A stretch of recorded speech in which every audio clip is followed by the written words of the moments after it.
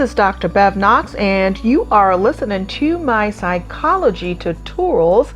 Learn psychology while you sleep. In today's lesson, we are going to learn all about personality disorders. Each of us has a personality, a set of uniquely expressed characteristics that influence our behaviors, emotions, thoughts, and interactions.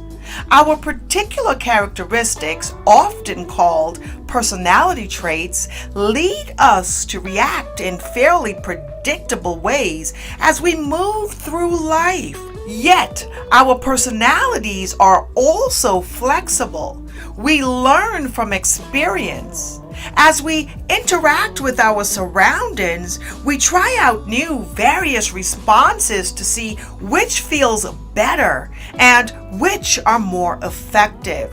This is a flexibility that people who suffer from a personality disorder usually do not have. People with a personality disorder display an enduring, rigid pattern of inner experience and outward behavior that impairs their sense of self, emotional experiences, goals, capacity for empathy, and/or capacity for intimacy. To put in another way, they have personality traits that are much more extreme and dysfunctional than those of most other people in their culture, leading to significant problems and psychological pain for themselves and others. The symptoms of personality disorders last for years and typically become recognizable in adolescence or early adulthood, although some start during childhood. These disorders are among the most difficult psychological disorders to treat. Many people with the disorder are not even aware of their personality problems and fail to trace their difficulties to their maladaptive style of thinking and behaving. Surveys indicate that around 15% of all adults in the United States display a personality disorder at some point in their lives. It is common for a person with a personality disorder to also suffer from another disorder. The DSM-5 identifies 10 personality disorders. Often, these disorders are separated into 3 groups or clustered.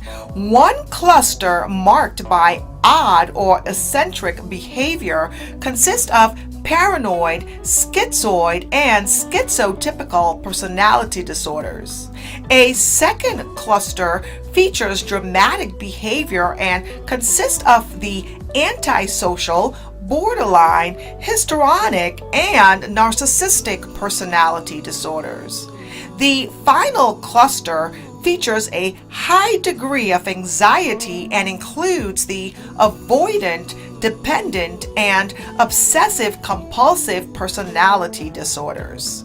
The DSM listing of 10 distinct personality disorders is called a categorical approach. Like a light switch that is either on or off, this kind of approach assumes that 1.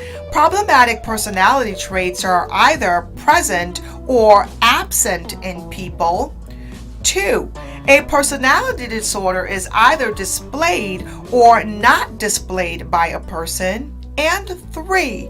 A person who suffers from a personality disorder is not markedly troubled by personality traits outside of that disorder. But as it turns out, however, these assumptions are frequently contradicted in clinical practice.